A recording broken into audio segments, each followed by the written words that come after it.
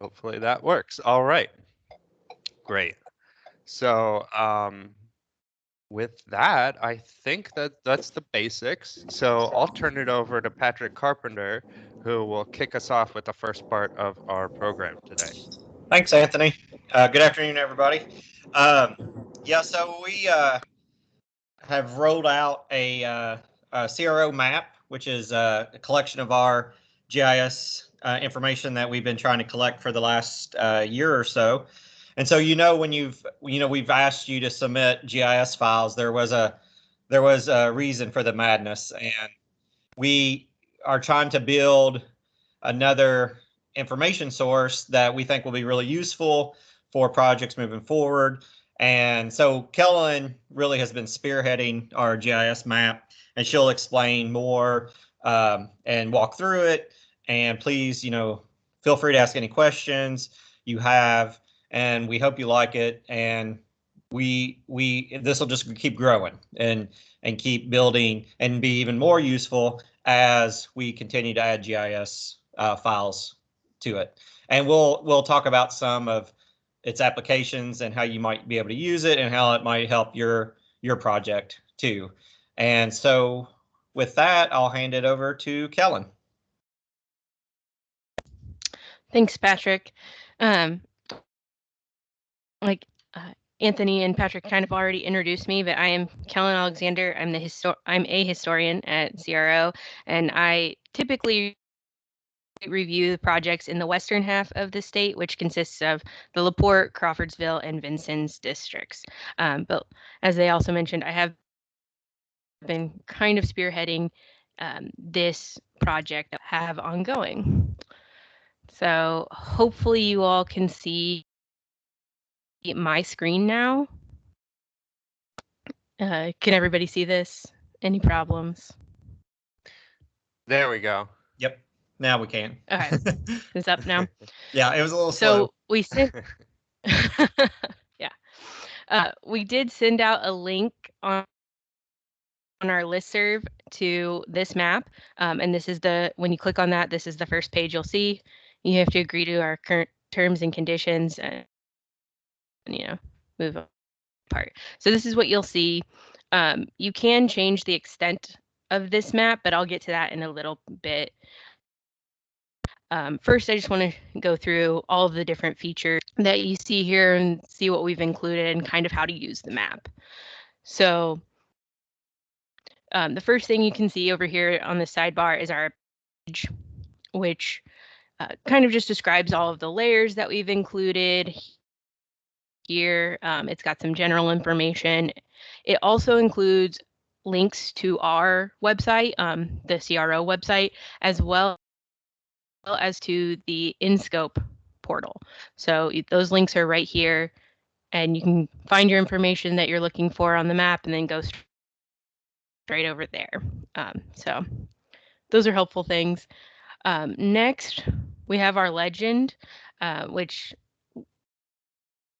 the map does have 4 layers, as you can see down here. We've got the determined NRHP eligible project area, determined not, and the APE. The other 2 only turn on when you zoom in, so it won't pop up into the legend until you zoom in to those. Zoom in far enough to have the other ones. Yeah. Next, we've got our layer list, which, as you can see, has 4 layers. We've also added a 5th layer for county boundaries, but that's really more for searching purposes, so that you can quickly navigate to the county your project is in when you're looking for information. Next, we have the search by a buffer. Now, this one's pretty cool. You can, if you know the address of a property nearby or the general town, you can actually just type that in up here and then hit search, and it will show you a buffer from within that area range. You can also drop a pin and it will zoom to that area. So for example, I have a project, let's say in Dyer, Indiana, which is up in Lake County. And that's going to be up here. So there's Dyer. I can just take this pin, set it there.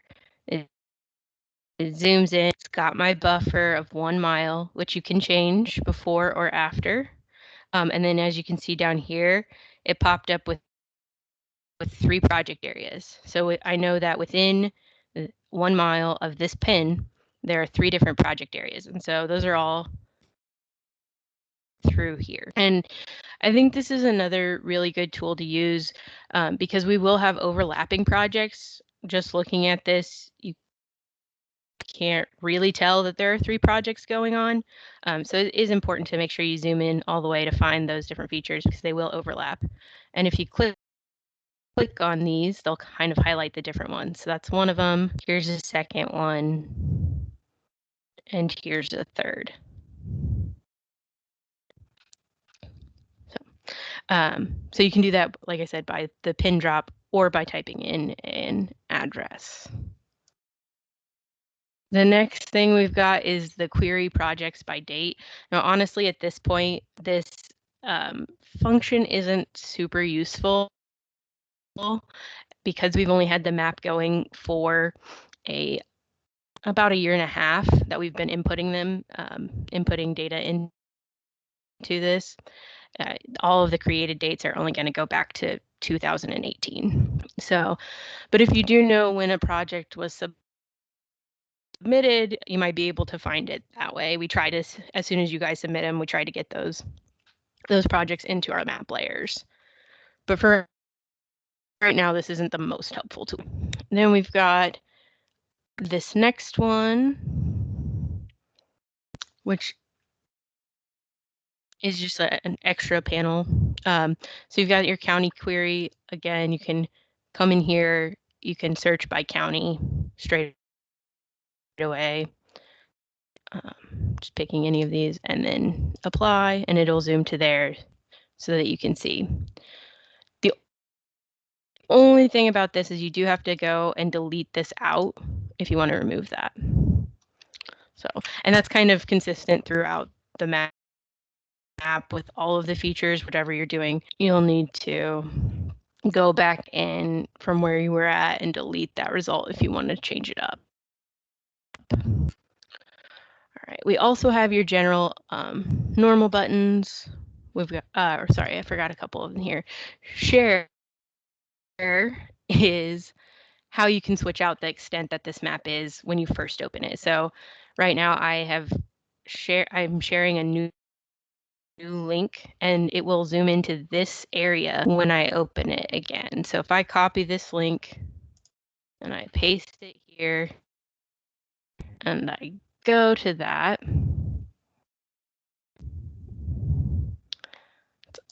again, you've got to agree to the terms.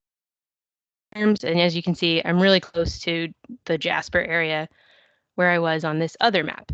So this is, yeah. Keller, this is Patrick. So can you, so you could put that link in an email, for instance? Yes, Yep. yes. Okay. So if you're working in an area and you have some questions, it's a lot easier to share the link and kind of have people navigate directly to where you're looking at than trying to explain, well, it's in this county near this area. You can actually just send them the link to the map and it'll open up. Or if it's a question for us, then we don't have to go and look and hunt and find for it. We can look at exactly what you're looking at. So that I think is a really nice feature that we've got here. And then again, it just goes back to the about page. So that's kind of your toolbar over here. You can also hide that by just clicking at the bottom. And then of course we do have our standard stuff like your home. You can measure distances. There's a selecting feature, and then you've got your base map gallery, which are pretty standard on most of these GIS maps. Then we've set the attribute table to be open because honestly, I think this is the best way to sort of navigate through all of the information that this database contains. So You can also filter by map extent. So if we go back to my dire example, this would be a good time to search by county.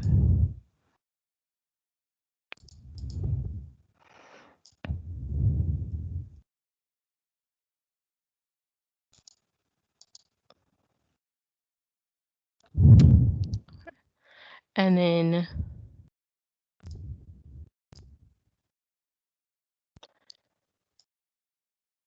set my pin.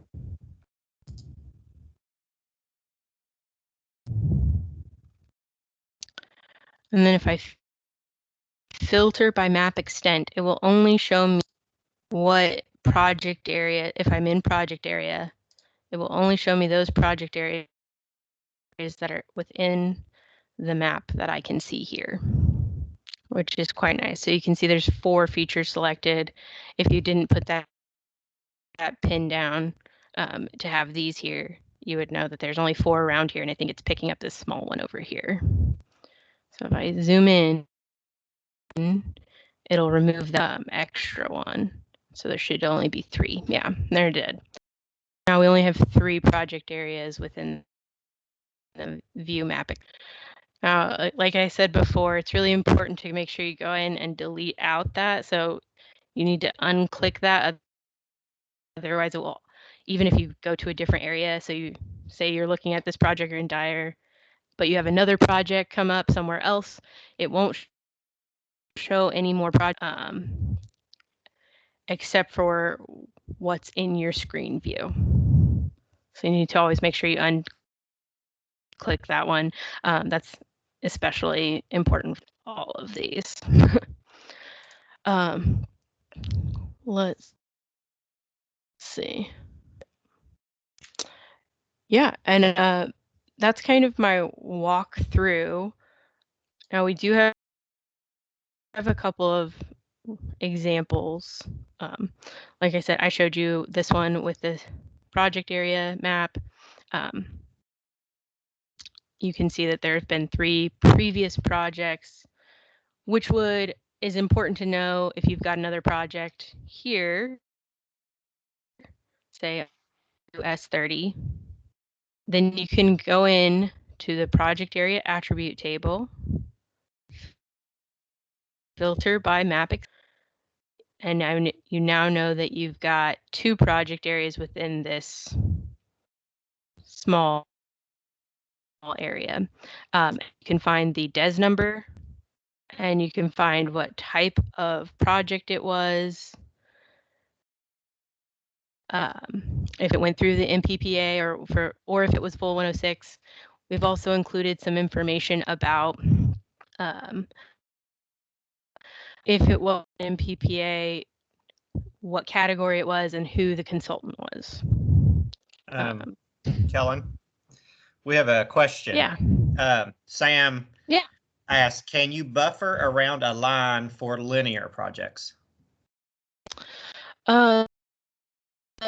So not from, in this map, you can't like input a feature and then make a buffer from it. No, that's more of from using actual ArcGIS. But what you could do is insert it really doesn't do ranges. Yeah, it's more of like a point system, and you can increase your buffer to 3 miles or so. I know that's not the cleanest feature or way to do it, but it's more of a general thing. So unfortunately, no, Sam. And so, but that does bring up a good point. Go ahead. Oh yeah, that we really don't. This map only shows polygons. Even if you zoom into these ones that look like lines, they're not. They are polygons, which is why we ask for polygons from you guys. And we haven't been super picky about if you do send in a line. We've been buffering that ourselves and then putting it into the map. So here you can see This was an HMA overlay project, and I'm not sure if it was sent in as a line or not, but it doesn't look like it based on these little bump outs that they've done. So that is why we request polygons from you guys, is because the line feature won't go into this map at all. We have to convert it into the polygon first. So Patrick, were you going to say something? Yeah, I was just going to just share, some of the things that this can do is, so for the instance, on this example in Dyer, I think we had 3 projects that occurred in Dyer. And so if you also now have a project in Dyer and you reference this map, you can say, oh, what's going on here? What are these projects? And for instance, they might overlap, but even if your project doesn't overlap, maybe there was a HPR done, or the AP is maps on here, and you can take that information to help you complete your historic property report. So you could take the DES number, then go back to InScope, plug in that DES number, get all the project documents for that project, and maybe there's you could maybe use the historic cite the historic context, see what was evaluated, what kind of themes are going on in that particular area. And so this really can be a tool to help you with your project and help maybe identify any properties or themes, and maybe just help you streamline some of what you're working on. And this will even be more as we build these in, and as each project builds on another, this is going to fill up, and it's going to just continue to add in its value. Yeah, and I think, it should be one of the resources when you're starting out on a project that you consult. So, you go to Shard, you go to the IHBBC map, check those. Those contain, the IHSSI surveyed resources. But then you also want to come here, right? I mean, there could be savings in terms of, say you have a curb ramp project and there's been a curb ramp project in that very same area. Maybe field work doesn't need to be done. Maybe we can use the other field work from a different project. So it's just one more tool. Now, like Patrick and Kellen are saying, it's a there's a limited number of project areas in there. One of the things we'd love to do in the future is go back in time and add older projects, because that would even be more helpful. But, like we're saying, this is, it's a project we've been working on and it's painstaking, but I think, that's why we're asking for your help. That's why we're asking for shapefiles, and we might bug you about submitting the right shapefiles. It's because, over time, this is going to be a time-saving resource for everyone, I think. Yep. And the other part of this too is when you look at the attribute table for a project area, you're going to see who the CRO reviewer was. So you could also, if you had any particular questions about what the data or the type of project, the project area, or you're going to have that the CRO reviewer, which would be what Kellen has highlighted as a created user. So you'll have that information if you need to reach out to that person and kind of pick their brain if you have any questions or want more information. So that's also another data point that you have from referencing the map. Yeah. Another way you might reference the map is, say you have a particular project type. Say you have a roundabout project, right? And maybe you haven't done full 106 on a roundabout project before. You're wondering, how big should I make the APE? What are maybe some concerns in terms of effects, that sort of thing. Well, as hopefully Kellen is working on this as I'm talking, but you can actually type in and search in the attribute table in the project area for roundabout, and voila, you should get some other roundabout projects popping up, and you can then find the DES number and then go to InScope and search by DES number, and you can pull up all the Section 106 documents for that. And all, you have examples, templates to use. You can take the language from that, and it could be really helpful.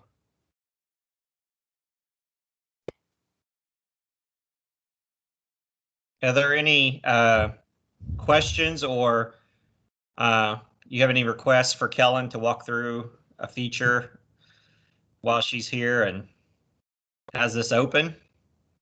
Oh, here we go. In the example from Dyer, it looks like there are project areas, but no APEs. Is this because the projects are in process? APE has not been yet determined. No, actually, it is because all of those projects in Dyer were in PPAs, so they did not have an APE. But there will also be times when, when we get an ECL for a review, that's when we ask you guys for project areas, and we'll put those into the map for full 106 projects. But of course, we can't, you don't have an APE yet until the HPR is submitted. There'll be sometimes, but you can always check in that full 106 in the section 106 column that Kellen is highlighting, whether it's full or MPPA. And the full projects obviously will have stuff on InScope. The MPPA projects, we have the determination forms. If you want to look at a determination form that's been in that area, usually, you can email us and we'll usually be able to provide that. Oh, and then also we have no federal highway funding, which are projects that maybe are just state funded projects.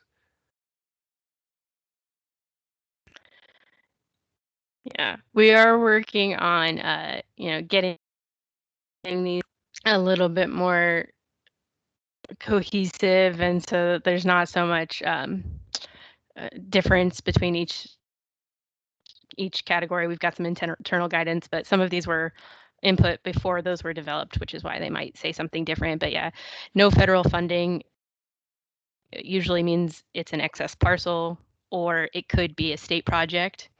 I know I saw a couple of Section 106 that said 100% state funded. So we'll get those switched out so they say no federal funding. But yeah, so you've got your project type, so you can search by that. As in Anthony's example, you just need to go to your options, filter, you add an expression, and then project type, you can do notes. So if you've got a B3, an intersection improvement, which, and you're not sure if that's an MPPA, you can look at some of the other projects that have been B3s. You can, if well, I wouldn't search by the Section 106 because it's only going to be one of those three categories most of the time. And the object ID number is not something we create. If you know for whatever reason, if you want to look up all of the projects Anthony's put in, you can do that. I will be a lot of the update last edited user, since I sort of manage this and kind of do some quality control on what's inputted. So those aren't very useful either. Sometimes names not can be the useful. best. Yeah.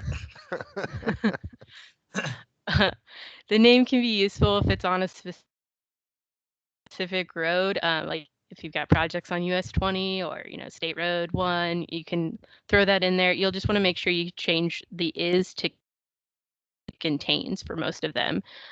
It's not case sensitive unless you check that box, which you shouldn't do.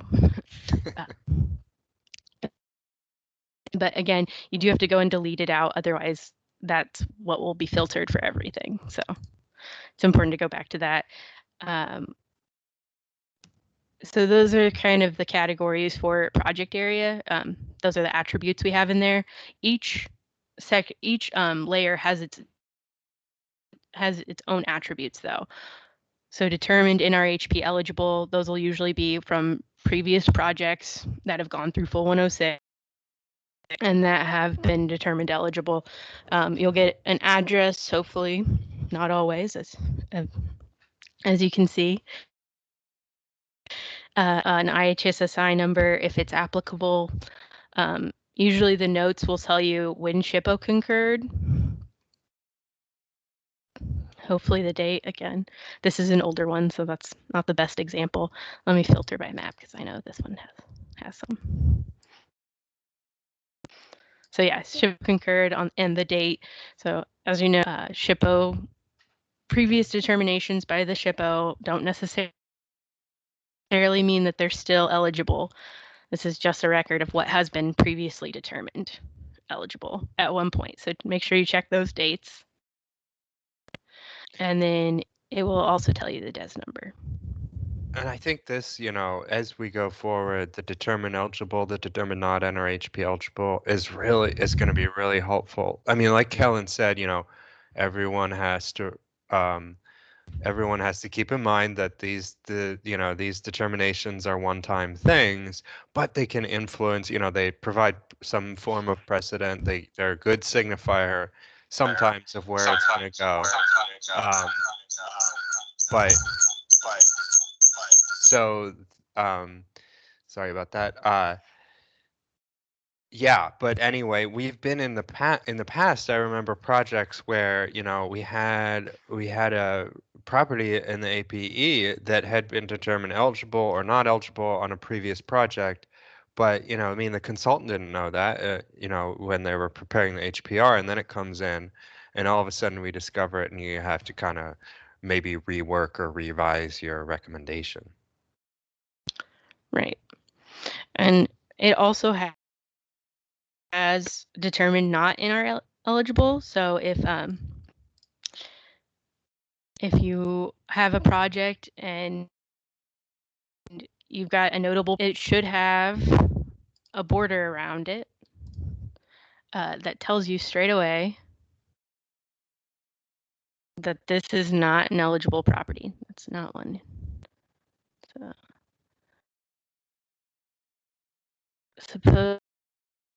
supposedly this is an IHSSI site, which we don't have that layer in this map, which would be really nice, but we don't have that. That's their data, and so we can't steal it from them. But so yeah, it does tell you that it's an IHSSI property, and it has been previously determined that it's ineligible. And so, just like with any project, when a project makes determinations of eligible or not eligible, that really is for that project. And so you can use that information as a tool and reference, but each project is unique. Each level of identification and evaluation is different. So that does give you clues you in, like, hey, there's something here. It wasn't determined eligible last time. I'll take a look at it again. But so every project, you're going to look at these differently, or maybe in more depth, possibly. So just keep that in mind, that because something was determined eligible or not eligible in a 106 project doesn't mean that status carries forward from then on. Really, that's only if it's listed, and so just keep that in mind as you start using the data. Hey, so Tamra Reese asked how often the database is updated, and it's updated every day. And as soon as it's updated, as soon as it's as Sean said, it's live. So when we're on our ArcGIS inputting these files, they'll go straight to the publicly accessible version. So that's pretty cool. And we're adding handfuls a day, right? Yes. Every project that we get shapefiles for, they go in here. Yeah. Yeah. But that is a good point. So for ongoing projects, and especially for full 106 ongoing projects, we do have one attribute that won't be filled in until we get SHPO concurrence with the finding. So in the APE layer, we do have a finding category or attribute. It will be blank until that is finished, at which point we will go back in and fill that in. I will say we're not great at this yet, guys. So if Yeah. you are pretty, if you see the dates kind of old, and you're wondering if that project was finished and what effect it had, you can email us or you can check InScope. We are trying to get better about going back and updating that, but there will be findings. We can harass you all about sending us the GIS files, and you can harass us about not having all the data entered if you know it should be there. That's fair. Yes. Yes. It's a good reminder. So yeah, like Anthony was saying, if you haven't had a project that's had an adverse effect before or something, or if like a roundabout or anything like that, you can here click on the area of potential effect layer, filter your options, add an expression. This is a drop down menu, so they will always look as they are. So it's got your no, well, we want to look for an adverse effect here. And so now you've got all of your different ones that have adverse effects. There's only 6 in here at this point. So we'll work There's on. more coming. Yeah. Yeah. But you can zoom straight to them by highlighting it. You have to click over here and then zoom to, and you can go there. So it shows you your APE. There's the area, the project area, and I don't see any properties that are eligible. There are. There were some apparently. See, there are. might also be an issue with the fact that I think we required our shapefile requirements have changed over time. So in the past, we started with project areas, right, and then we moved on to property boundaries, and now that wouldn't mean that we couldn't add that, but these are known historic properties on this project. But you could at least go to InScope after you get the NES number and get all that information, right? Yep. Exactly. Yeah. This is just cluing you in. There's a project here, and and then you could go look at InScope, see what happened, what the HPR looked like. You might be able to cite the historic context. So it gives you that information. Your launch pad. Right. So the thing that's going to make this work and be the most useful is if we get those shape files on every project and throughout the different milestones of the project. And maybe, Kellen, this would be a good time to kind of talk about some of the issues or some of the ways to submit those shape files, or the best way. Yeah, these are just, general reminders. I already mentioned we really do need polygons. No point, no lines. We need polygons. And then we also need all of the shapefile extensions. So we can't just get the one actual shapefile, the SHP. We need all the associated. There's usually about 7 extensions. We're still seeing some submissions that are only sending just the one shapefile. It doesn't work without the rest of the extensions. And again, we also need the whole, for all the projects, we need the entire project area. Now we aren't as specific as archaeology, and ours can be kind of general, but the more accurate you are, the better our review will go. And and I know sometimes it's hard to include right of way. We don't know them, especially within PPAs. But if you have those areas, go ahead and include it in your shapefile. And Kellen, is it fair and to say, try to be as close to it? Yeah. Is it fair to say that do you think it's fair to say that we care more about precision the more impactful a project might be, like so MPPA, for sure. right? I don't know. But if you're dealing with a Yes, project, for sure. right? Right. We really do need those to be pretty spot on, especially for full 106 projects, because that also impacts the APE.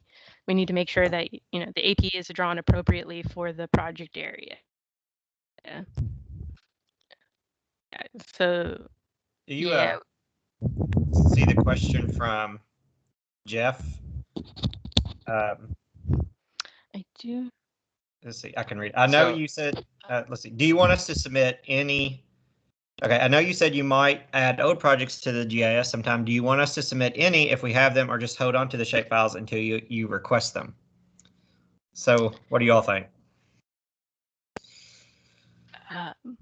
I would say we'll put them in eventually, and it definitely helps us if they're already created, because it does take a little bit of time to create those from scratch when we don't have them. Yep. Yeah. So that would be helpful. And Because then I know I'll put in shape files, yeah, from old projects. We do also, I guess I should mention that when we do put in old shape files, we are trying to put in the notes. Usually there'll be project areas, so in the notes of the project area layer, it might have if it's not a consultant, that should also have some initials, and that would have been the reviewer, and then it should have a year that relates to when it was initially reviewed, because like I said, we don't have control over the created dates or the edited dates. Those are automatically generated. So the notes for old projects, the notes will be to go to find that information of when the project was completed. Yeah. I mean, that would be pretty cool. And we'll just try to, as we whenever the workload slows down, which I don't know when that's going to happen, but we'll try to add those. So that would be super cool. And another thing you mentioned, Kellen, is also that the consultant's name is in there, right? So Yes. you could, I don't know, you could contact the consultant firm that did that project, see if they're willing to have a chat about their experience on that project, right? Right. Yeah, if we ever have interns again, we'll see. Yeah. We had intended to have them have that project this summer, and that changed. Yeah.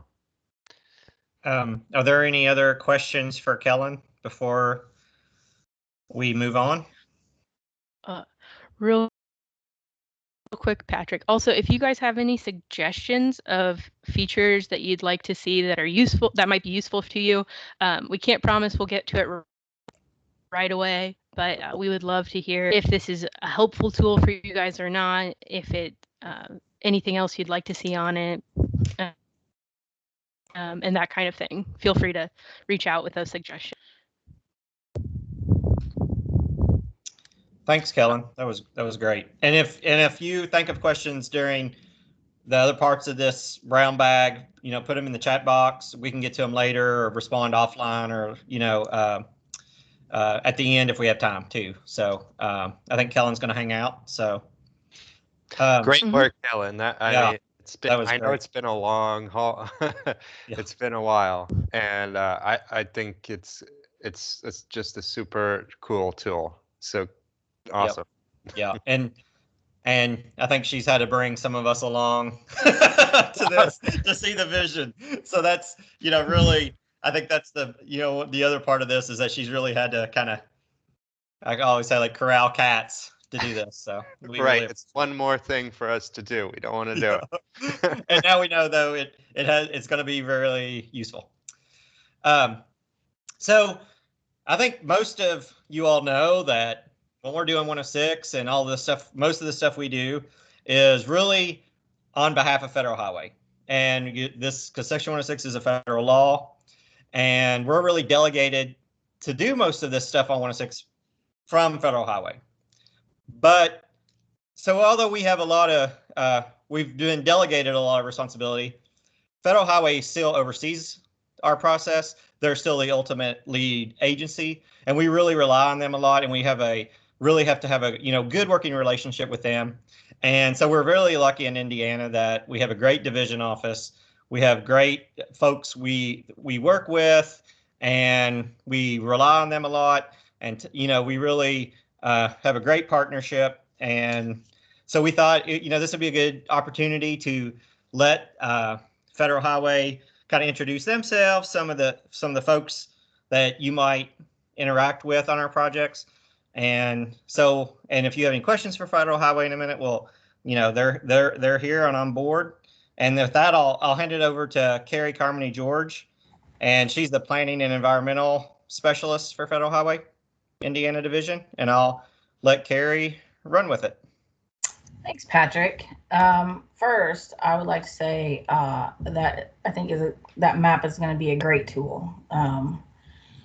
Kind of wish that when I was more involved in day-to-day project stuff that it was around at that point. It would have made my job a little bit easier. So hopefully it makes everybody else's jobs a little bit easier right now. And I wanted to say thank you, INDOT, because I think these brown bags are a great way for people to just sort of have a less sort of structured involvement. And I think I'm getting a lot out of them, and I think a lot of people are too. And so I really appreciate all the effort that CRO is taking to put these together. And I think that they're coming off really well. So I wish I also had a scary background, because those are cool. So I am Carrie Carmody George, and what we thought we might do is just each of us from Federal Highways who works on environmental stuff sort of go around, turn on our cameras, give a little bit both about what we do for Federal Highways, and then just a little snippet on how we got to where we are, and then open it up to any questions that anyone might have for any one of us in particular, or just a general question regarding Federal Highways. So my background is culture resources.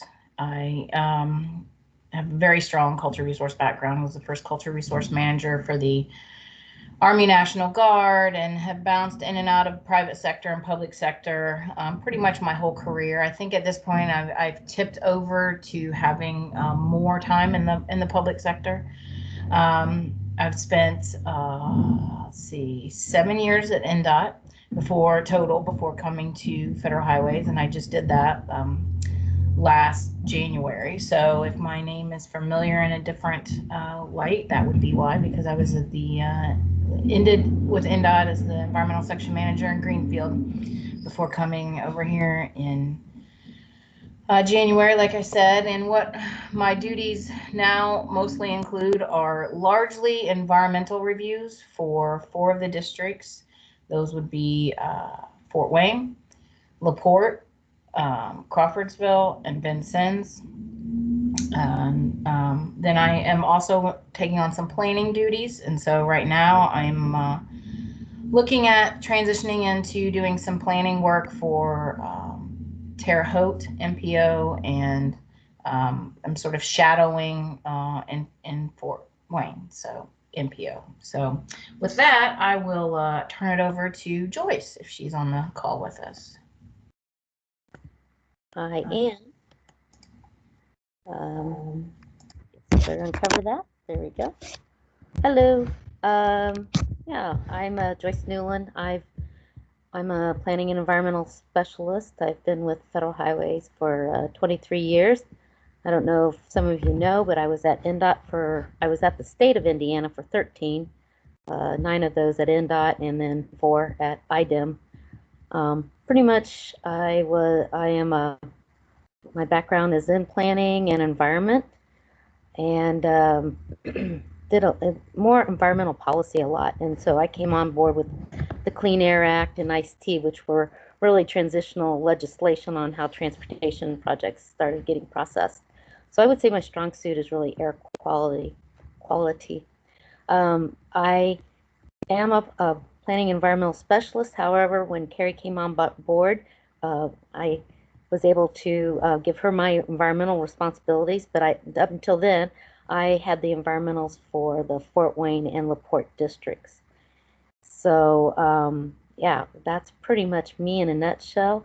And then I'm also going to retire at the end of the year at on 12/31. So anyway, it's been great working with the INDOT folks and all you guys out there. And I think we're going to get to other projects maybe later down the road, right, Carrie? I'm not really sure if I need to talk about anything, but you know, I do have a couple projects that are special and dear and near to my heart. No, that's good, and congratulations, Joyce, on your retirement. You will very much be missed. And with that, I will ask Michelle if she would like to say a couple things. Sure. Hi, everyone. I got my super scary background on. These are the cool treats that are, you know, in my world. So I'm Michelle Allen. I am the Planning and Environment, Air Quality, and Realty Team Leader at Federal Highway. So I've worked with lots of you over the years, I'm sure. I started at INDOT back in, I think it was 2003. And Mary Kennedy, we started around the same time. And I will say from the cultural resources perspective, gosh, it's been such a huge change over the years. And I'm just so thankful for all of you out there, because when I started, we really didn't have cultural resources folks. And I was having to do some of that work, and I am not, cultural resources is not my background. So I'm a SPIA grad from IU, more of the, you know, wetland biology type of stuff. So yeah, I was just, the transition over the last like 15 years or so has been amazing to watch, and something to be really proud of for all of you that have done so much to make that happen. It's been fantastic. But I worked at INDOT until about 10 years ago. I think I just hit my 10-year anniversary at Federal Highway. So, and let's see, when I was at INDOT, I did a variety of things, kind of everything when we started, and then moved on to permitting a lot, and then worked as the director over there of the environmental services division for a while before coming over to Federal Highway, where I worked as a planning and environmental specialist until recently when Carrie, just before Carrie came on, I don't know if you all worked with Janice Osajic, but she retired, and then I was able to get her position as the team leader. So that is a little bit about me, and I'm very fortunate to work with some amazing folks, and very sad to see Joyce retire, but very happy for her. So there you go, that's me. Thanks, Michelle. Robert, I saw you flash, so why don't you go next? Okay. Hi, everybody. I'm Robert Dirks, and I have, let's see, I've been with Federal Highways for about 32 years. So if you do the math, 1988 is when I started with Federal Highway. And let's see, I've moved around the country. I was in Connecticut all through the 90s. Moved here in 2000. I got Carrie's position, environmental program manager, and I will have to agree definitely with Michelle that things have changed so much since those days. Cultural Resources Office was developed, and you know, waterways permitting. I mean, it's just night and day, and not just people added to INDOT central office environmental services staff, but also the quality of their expertise has just been it's just night and day. It's so much better. So it is an absolute pleasure to work with INDOT now, and also in the district offices. You know, wonderful expertise there as well. So I've been in the division for about 20 years, and I first, like I said, started out as an environmental program person. Then I had various positions. I had Michelle's position for a while, and but now I am the planning and environmental specialist. Same type of position that Joyce. And also you'll hear from Erica Tate, maybe if she's online. Those are the three planning and environmental specialists. And so I handle currently the Greenfield District environmental things that's going on in that district, including all the environmental assessments. The EISs are handled by Carrie, and you know, with Joyce's retiring, there may be some shuffling around of responsibilities, but currently that's what I have. So, and that's all I have to say. Thank you. Great, thanks, Robert. I was on mute like normal. I mute myself and then forget to turn myself back on. Erica, are you on? Would you like to say a few things? I am. Hi, everyone. I'm Erica Tate, and I have been with Federal Highway only about a year and a half. Prior to that, I was an MPO director in Arkansas for about 4 years. And prior to that, I did a lot of varied things, mostly in the private sector. So I'm, by the standards of the team, very new to public service. But I, like Robert and Joyce alluded to, I'm a planning and environmental specialist and work with the MPOs in Seymour and Vincennes District and work on the environmental documents in Seymour District. That's it. I don't have a scary background. Good to see you all. I work with some of you all, but I look forward to working with many more of you all in the future. Thank you, Erica. So I found a background, but it's not scary. So with that, There's a bear behind you. There's a bear behind me. If there was, no, that'd be scary. But that would be scary. My husband and my daughter got to see bears when we were here, but I didn't see them. cool. So I don't know if any questions came in, if anyone's interested in.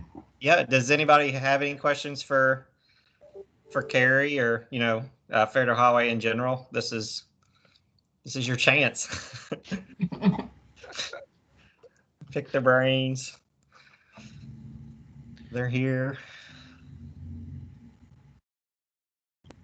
Well, maybe while we're waiting, so I know that, we mainly know you guys for reviewing environmental documents, but maybe you could talk a little bit about some of the other kind of things that you do with coordination with MPOs, planning, real estate, that kind of thing.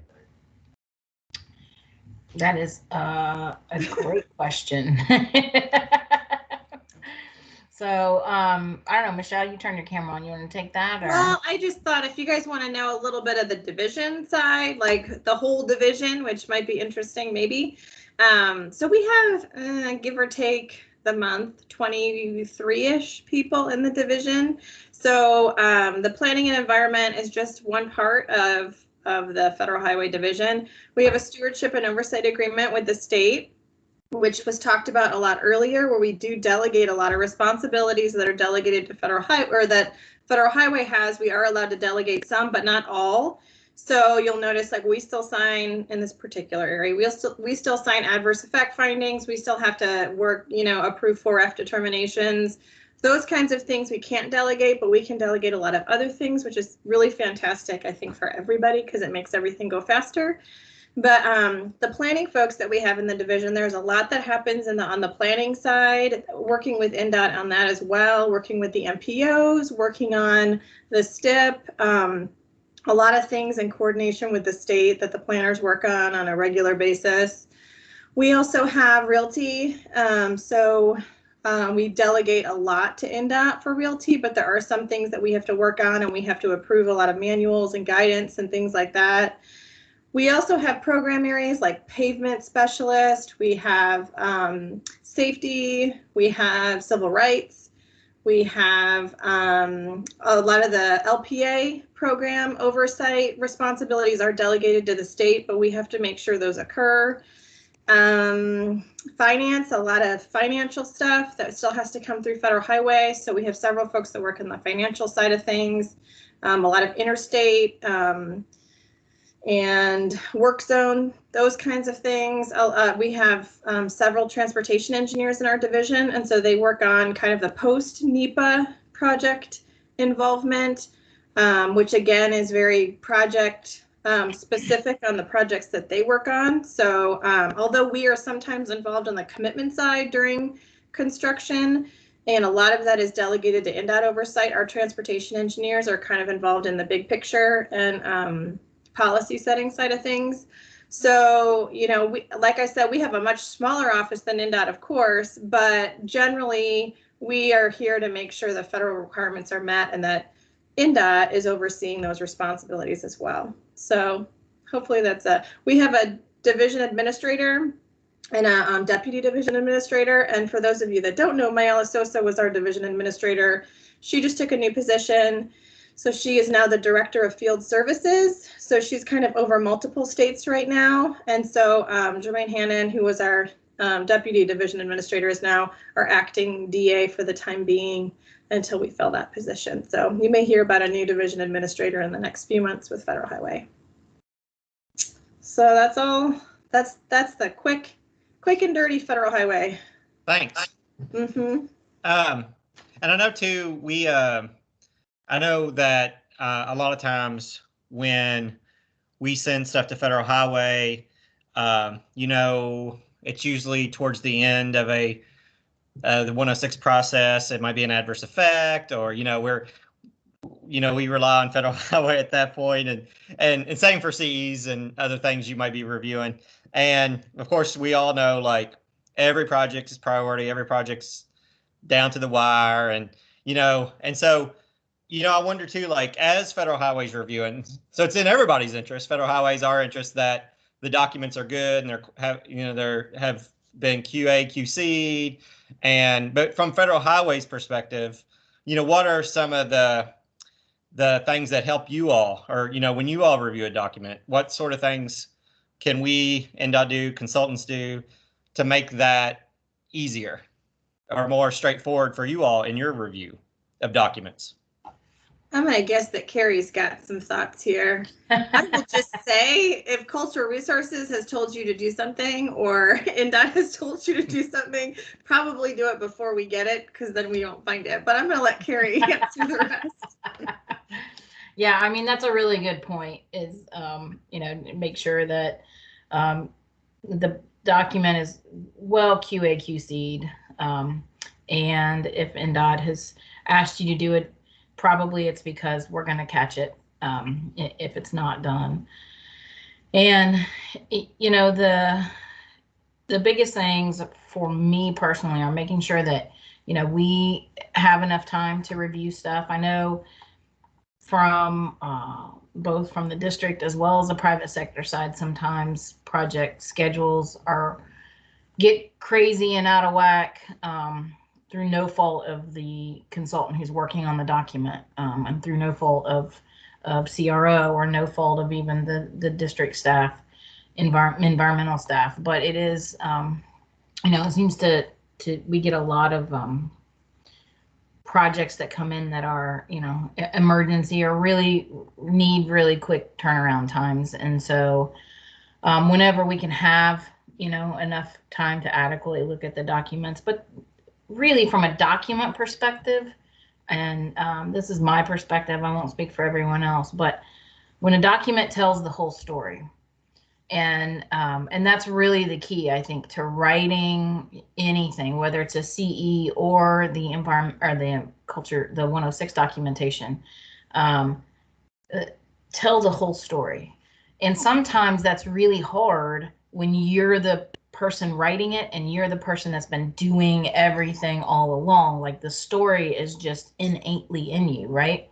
And so sometimes those important detail pieces get left out that you as the writer, you as the person who's been involved in the project, know really well and seem like they're really obvious. But to someone who's like us, who's reviewing it, and also the public who's not as acquainted with the project. So making sure that report really tells the story, I think is the biggest key.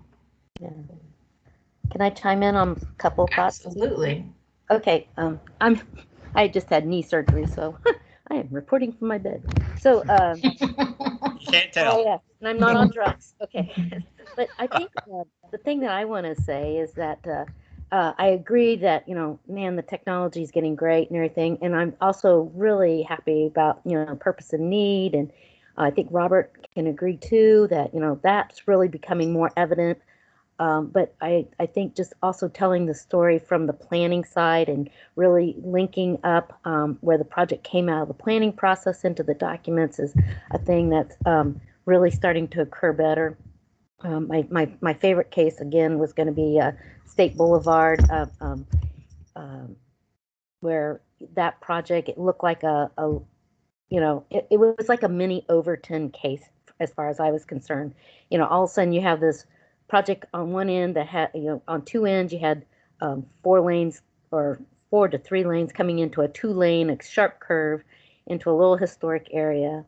And it was like, well, how did this decision get made? And it was really good in the sense that the Fort Wayne MPO had already documented in their long-range planning process that they needed east-west access through their planning process. And so, you really saw that story, like why this project was getting, was being proposed, and also the purpose and need that was an evolution through that process as well. And so it's just really making sure bringing in planning into the environmental process is a thing that I'm seeing improved upon. So.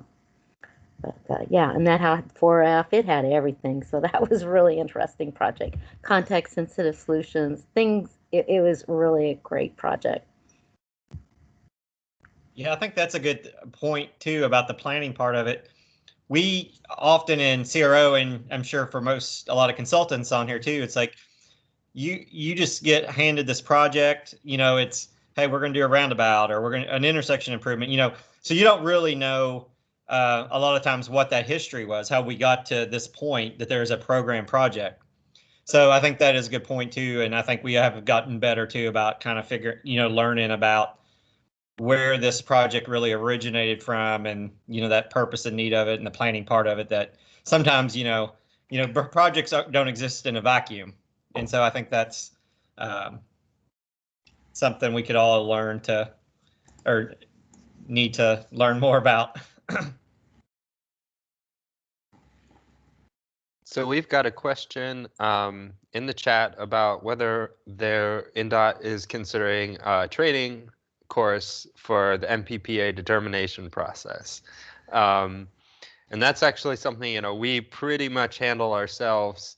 It's one of those things that's been delegated, although Federal Highway is, of course, involved in the process where we get, create and amend the appendices of the MPPA in terms of which projects fall in and which projects don't. The short answer is we do have an effort of trying to come up with training. It's been, it's just it's in process. We'll let you know. Are there any other questions for Federal Highway?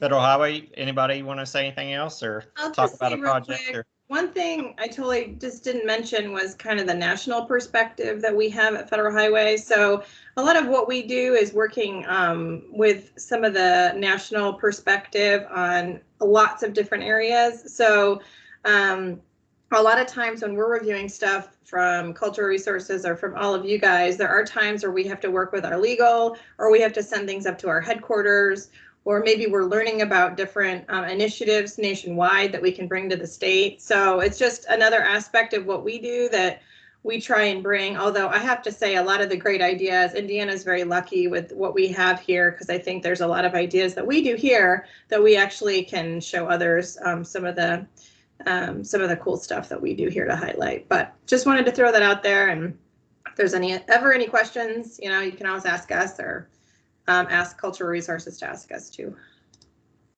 Yeah, thanks.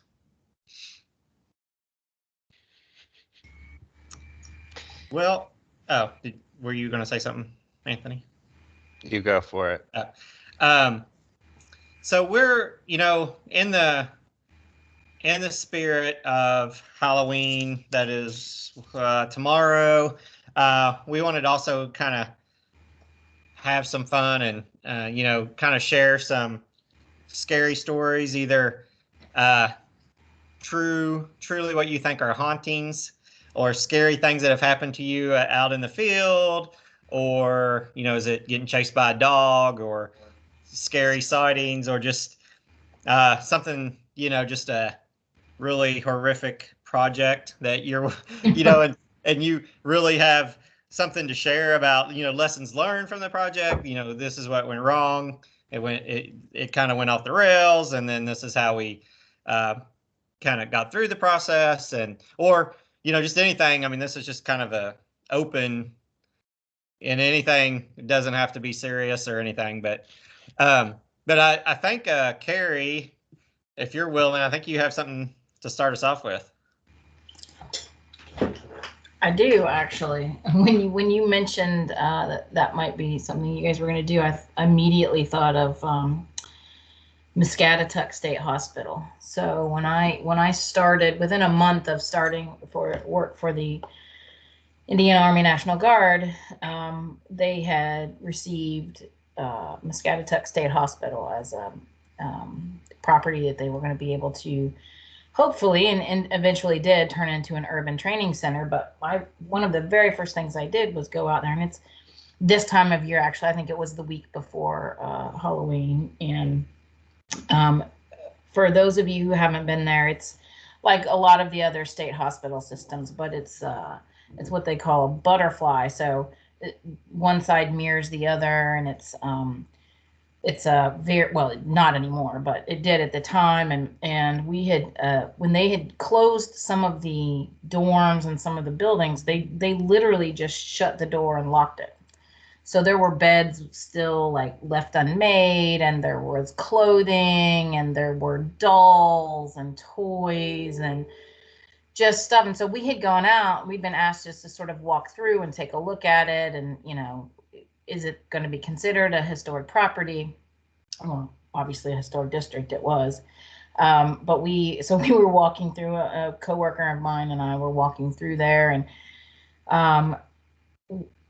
there are tunnels there, and unfortunately, in some of the tunnels, they had been rooms sort of dug out, and some very disturbing things seen in those rooms as well, chairs and ropes and things like that in those areas. So it was already, you're already tense, and you can just feel all the bad vibes coming from this, some of the areas in there. And we walked into one building, and again, it was completely empty and had been empty for a long time. And I think it was probably because we left the front door open, and then it was a big dormitory style building, but probably us opening and closing doors on different ends of the same floor created some sort of vacuum, and one of the doors just slammed shut so hard. And then, I mean, we just ran out of that building. Like, it scared the living bejesus out of me. And so we went back in the building just to grab the stuff that we had left. And we had probably just been talking and been so loud, but when we were totally silent and then heard all of this rushing water, we're really just completely creeped out by what was happening in this building. And it turns out it was just a broken, main or whatever in the basement. But it was one of those things where at the moment you're like, oh my gosh, this is it was really scary. Maybe it was a ghost. Maybe it was. How did it break? I'm gonna believe that it was physics and not a ghost. Oh God. I can't imagine. That sounds terrifying. It was. Yeah, that's crazy. Yeah, sometimes, we do a part of our jobs, and we've all, going out in the field can be its own adventure, and what you might find or experience. Does anybody else have any experiences they would care to share?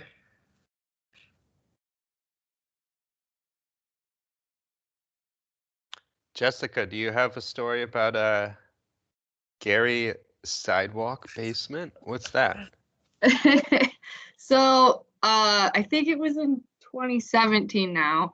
We got a crazy phone call, and I'm a qualified professional for history at the LaPorte district. So every once in a while, I used to have to go out and look at crazy cultural resources issues when they would come up, particularly in construction.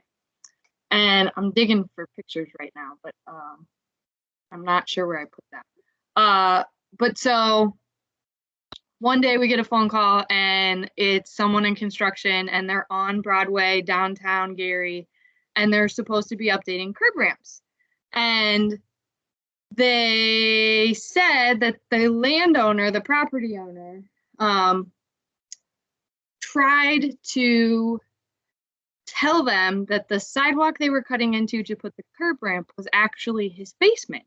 And no one believed him, and no one wanted to go in the basement because you had to crawl through a little hole in the wall, like it's in the side of the wall.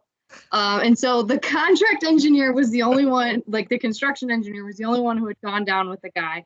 And the landowner had lived in the building in the historic district of Gary for roughly 40 years. They lived upstairs, I think, and then they had a store downstairs. But the store was like jammed full of stuff.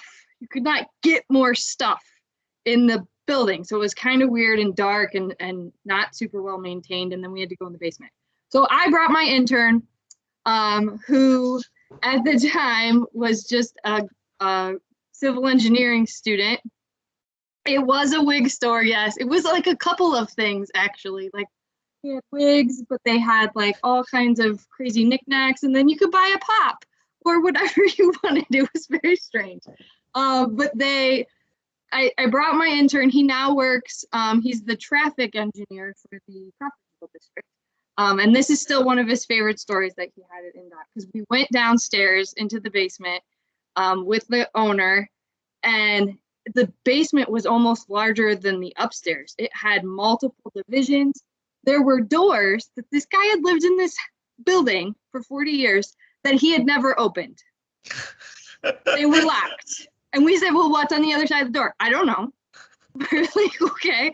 And then we thought that there was maybe an old oil burning furnace or something that had been in one place, because he tried to tell us the city came once and just boxed in bricks a room and locked it, and he didn't have the keys. So like we're trying to get to where we're supposed to be going, and we get to the corner where the sidewalk basement is. And I don't know if anyone knows what a sidewalk basement is, so a quick little story is, in the late 19th century, early 20th century, they put glass in sidewalks so that you could see into the basement. So you would get light before we had electricity. And so early parts of towns and cities, they're really prominent out west, like in Seattle, they have a huge sidewalk basement thing. But so you would get light in. Well, so sure enough, the sidewalk basement was still there. You could see the glass in the sidewalk, but the sidewalk had been covered over. But the really scary part was, as a person who works in an engineering field, and not necessarily an engineer, there was one T-post that was holding up the entire sidewalk. One. And the guy told us he bought it at Menards like 20 years ago, and it was like all rusted out. And it was really scary. And so I told the intern, I said, you do whatever you want, but if you touch that pole, you're gonna lose your job. And so he went around, he made like a Snapchat video or something, I think. Well, we got all we needed, and it turned out it wasn't even really a contributing thing, but we did leave them there. We just didn't do that corner. And Gary still has multiple sidewalk basements, and they're doing improvements on Broadway. They have a couple different projects going on where they have found more sidewalk basements. There's actually a corner where it's almost exposed, so you can see down, and it's like 10 feet. And they have it blocked off. So if you ever go to Gary and you want to see some crazy sidewalks and some sidewalk basements, there you have it. And Mary just posted pictures of our beautiful sidewalk basements. But yeah. maybe we don't actually want to walk there though. Well, it's mean- marked off, Okay. and they're doing upgrades. So, and supposedly Gary's gonna get a big new development in the Genesis Center. So maybe it'll be beautiful soon. I don't know. Yeah. Yeah. I just don't But want to. yeah, that was our fun trip. That none of the guys from construction wanted to go down, but they sent me and the intern to go underneath and see the sidewalk basement. So you never know what might happen. Just never That's know. right. Patrick, I also think really- something's behind you. Oh yeah, I wanted you all to introduce everybody to Agnes. So Agnes, we found her. So we kind of have this thing with creepy dolls that I don't know if they find us or we find them, but we just have a lot of experience with creepy dolls. Looking out a window, and I think I see Jeff on here. I know he's had some encounters with creepy dolls, and at his time at INDOT, and Agnes is kind of moves around at night. She kind of appears and reappears in different places, so she's kind of our mascot. I think she's gone now. I don't know where she went, but so we like to have fun with Agnes. Yeah, I think our former intern, Scott, you remember her. And yeah, no one knows where she went. So be on the lookout. Last I saw, she was a news office. That's where I put her when we cleaned up.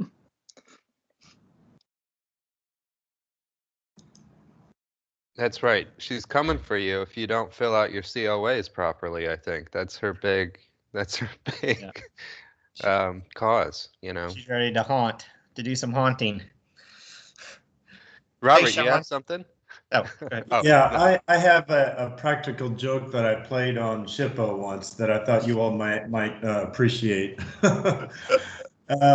So there's this cemetery that is near 69 and 465, and it has actually since been relocated as a pioneer cemetery, and is right next to the interstate, right there, right where 69 starts on the northeast side of Indianapolis, and it's up on a little tiny hill right next to the roadway, and so they were preparing to get it relocated, and I was meeting with SHPO. This is many years ago, meeting with SHPO to on another project, and I told them, I said, INDOT has a project that they did to prepare for this interchange reconstruction, just like an interim project, I called it, and I totally made it up, okay? And I said, so they had to get into that cemetery area a little bit, just a little bit, I said, and so, but they uncovered a concrete vault. Okay, now I know that they didn't exist back then, but it's part of the story, so go with it. And so I said they uncovered a concrete vault when they were digging into that a little bit. I said, but that's okay. They were putting in a concrete Jersey barrier right along there, and I said they just incorporated the concrete vault in with the Jersey barrier. So it's Jersey barrier, concrete vault, then Jersey barrier. And oh my gosh, they just looked at me like with their mouths dropped down to here. It was so funny. But then I said, oh no, I'm just joking. So anyway, I'm a practical joker, so I got a good laugh out of it. Everybody did.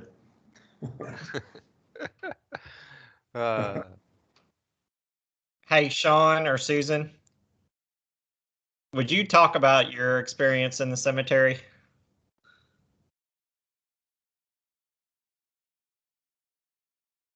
I can. I've been looking for the picture, but I just can't find it. I don't know if Sean has the picture or not, but this was many years ago, probably 2007 or so.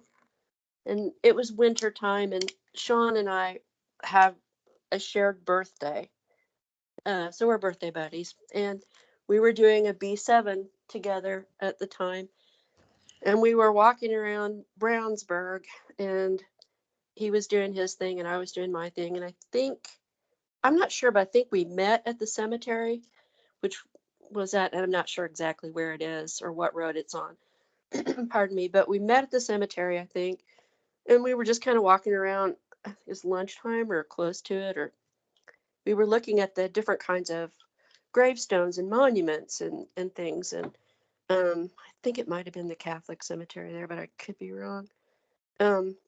Anyway, there are a lot of different, as you will see, the Victorian type gravestones, which are really, intricate and pretty, and the angels. And we were walking around and we noticed this above ground crypt, which you kind of sometimes see sort of more look like the kind of grave you would see in, New Orleans or something that is above the ground and not underground. And there was a little statue out front of this crypt, and it was all dark and concrete. The stone was probably marble, but it was darkened too. And it was a little girl, and she was standing there, and I don't know if she was holding flowers or something, but one of her arms was missing. Okay, so that was creepy. But she had died as a child, and it was really hard to read her name. I think she just had it was just one name, not a last name. Couldn't see the birth date, but it was obviously in the 19th century. And then her date of death was October 24th, which is the birthday that Sean and I share. So we were kind of creeped out. We had pictures of her, and for years we'd pass them back and forth and say, she says, happy birthday. But can't find the picture, but it was kind of creepy, I guess. Yeah, for sure. It's really creepy. Well, does anyone else have a quick scary story before we wrap up?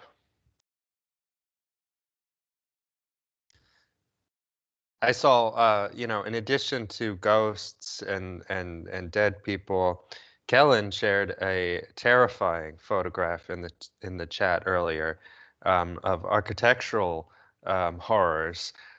So that also qualifies.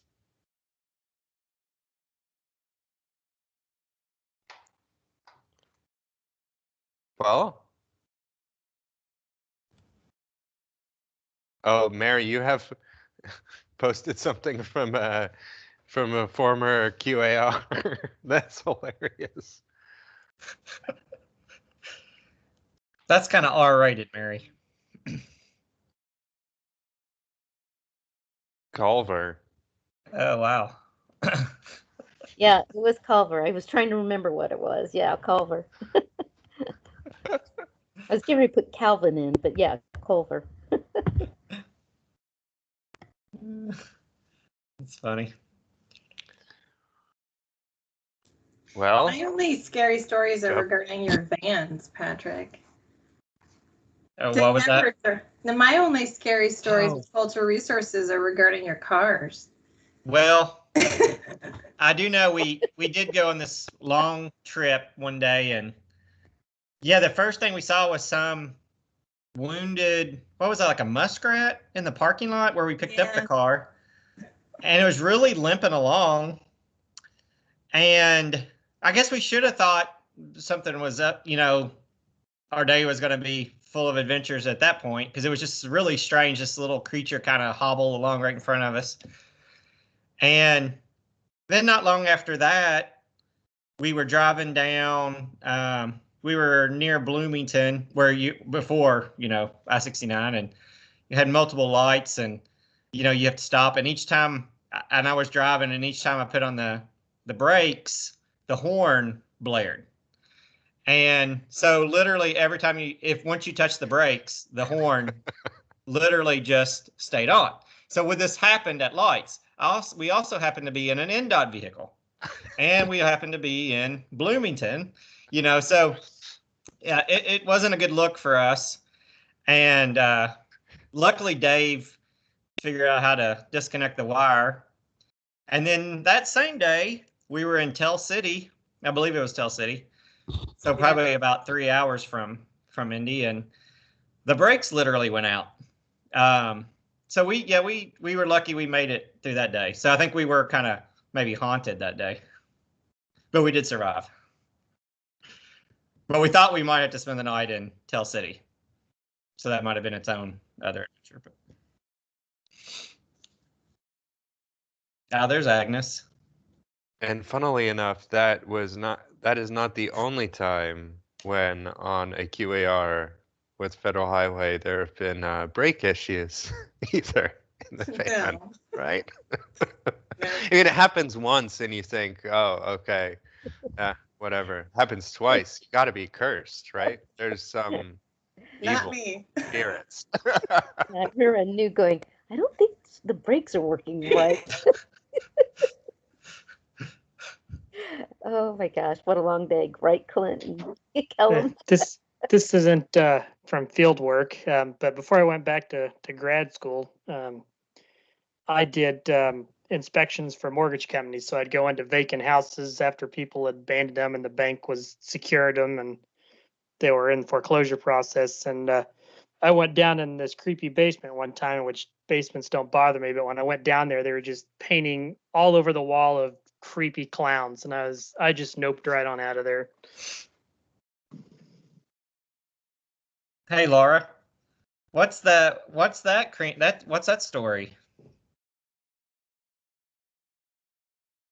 The crematory sign. I don't know that one. Hey, so yeah, for many years, and I know this photo exists, but it's like on a different device.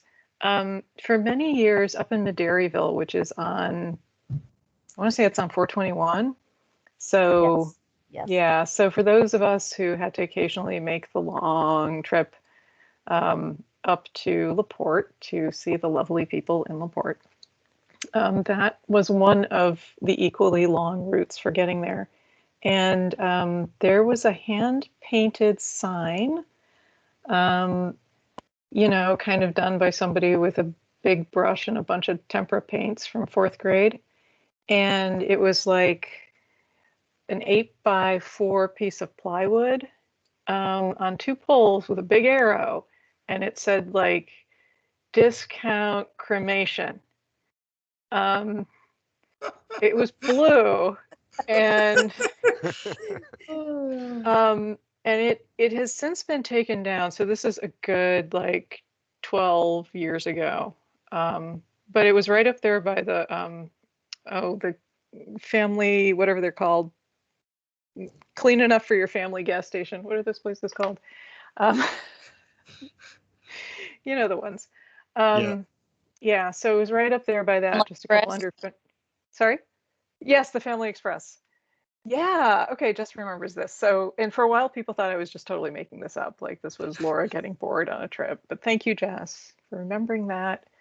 Yeah, I'll find the picture and send it only to Jess. You gotta share. That's crazy. Yeah, and I think it was like, you know, and they gave you the price, right?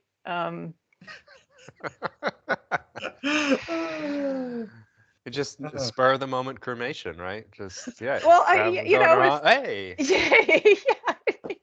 Just I don't really have any plans for this body. I just hope your car doesn't break down at night there. Yeah, I mean, well, only if you've got $850 in your pocket or whatever it was, $650 or something. Yep. Oh.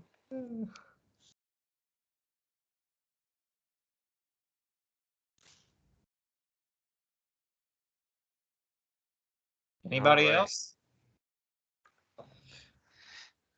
Well, feel free to share stories on the chat after, you know, whenever, you know, this is fun, and you know, we appreciate the stories and we would like to hear more someday, or maybe we'll make this a annual tradition.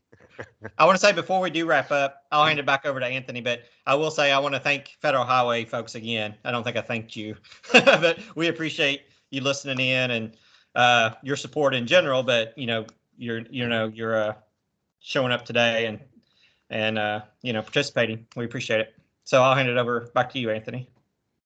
Yeah, thank you. All you guys at Federal Highway, we really appreciate your participation, and thank you to Kellen for the great presentation on the map. And thanks to everyone who shared stories. That was really fun. So yeah, we'll try to get back together next month. Topic to be determined, but if you have any feedback or ideas, please let us know, and we'll look for you next month. So with that, unless I'm forgetting something, bye everyone. Happy Halloween. Bye. Thanks, everybody. Bye, everyone. Bye. Bye. Bye. Bye.